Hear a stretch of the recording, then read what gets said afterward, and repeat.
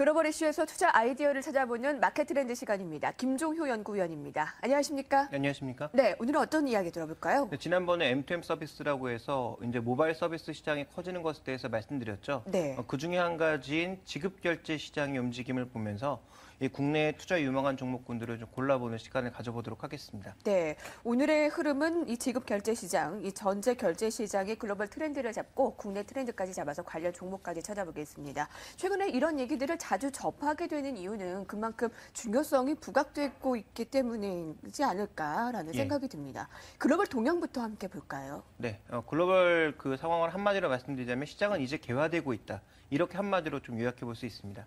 준비된 그림을 보시면 주요 국가들의 개발 단계가 어디까지 와 있는지를 살펴볼 필요가 있는데요.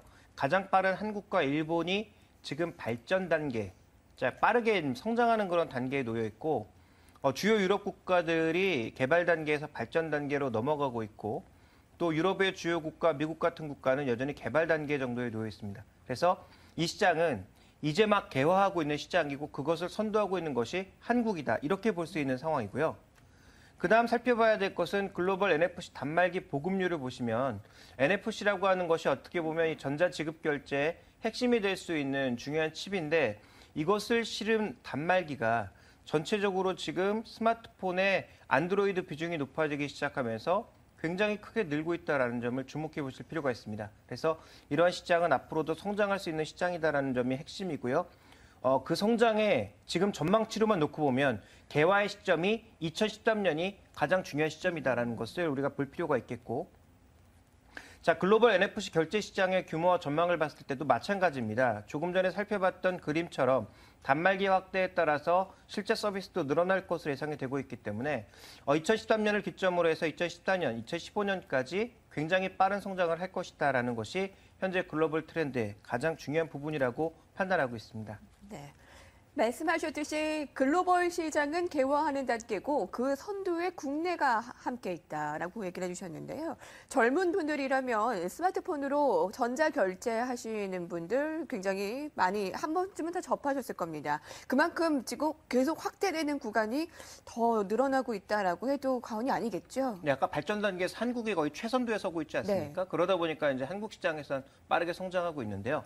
자, 준비된 그림을 보시면 최근에 우리가 흔히 하는 이체 서비스, 자금 이체 서비스의 상당 부분을 모바일 시장이 가져가고 있습니다. 지금 일평균 건수도 굉장히 빠르게 100만 건 이상으로 증가하고 있고 실제 금액으로도 빠르게 증가하고 있는 모습이어서 일평균 1조 원이 넘는 금액이 현재 이체가 되고 있어서 전체 시장에 차지하고 있는 비중도 20%를 상회하고 있는 모습이고요.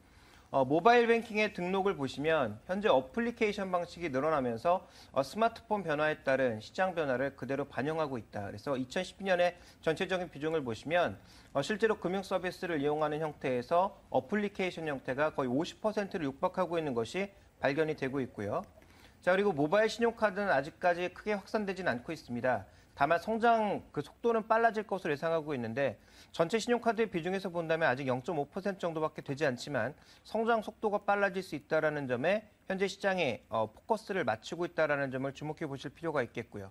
휴대폰 소액 결제, 과거에는 잘 쓰지 않았던 서비스이지만 최근에는 이제 모바일 쇼핑 이런 것들이 늘어나기 시작하면서 휴대폰 소액 결제로 하는 그런 방향도 늘어나고 있거든요. 그래서 이제 뭐 카카오톡에서 선물을 할 때 그 모바일 소액 결제를 이용한다든지 아니면 뭐 티켓 구매라든지 간단한 제품들을 살 때 이렇게 소액 결제를 이용하는 빈도가 높아지고 있다는 관점. 그래서 준비된 그림에서도 보시면 2012년에도 성장률 기준으로 30%의 성장을 보여주었는데 올해도 추가적인 성장을 보일 가능성이 굉장히 높다. 이런 평가가 나오고 있어서 이 국내 시장은 선도하는 업체이니만큼 굉장히 빠르게 움직이고 있다고 봐야 될 것 같습니다. 맞아요. 저도 뭐 몇 년 전과 비교를 해보면 최근 들어서 그런 결제를 모바일로 하는 경우가 더 많아졌다라는 것을 느낄 수가 있거든요.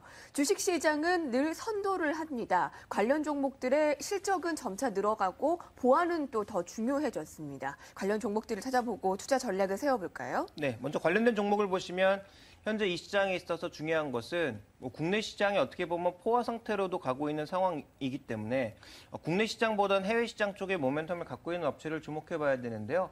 국내 시장 쪽에서도 높은 점유율을 가지고 있지만 미국 법인의 기대감을 갖고 있는 다날 같은 업체에 대해서 주목해 볼 필요가 있을 것 같고요. 두 번째로 살펴봐야 될 것은 B2B 사업을 늘려나가고 있는 상황인데다가 벤 서비스, 신용카드와 관련된 서비스와 함께 모바일 퀴즈라고 해서 페이먼트 서비스를 하고 있는 한국사이버결제 같은 경우에도 올해 실적 성장이 하반기에 가파라질 것으로 예상이 되고 있습니다. 또 하나 이제 이 시장에서는 보안이 굉장히 중요한데요. 그렇죠. 국내 보안 관련주로서 한국전자인증, 그리고 전 세계 시장에 통합 솔루션을 수출하고 있는 또 국내에도 영향력을 가지고 있는 코나이 같은 종목군들은 향후 성장할 것이 뚜렷하다라고 보여집니다.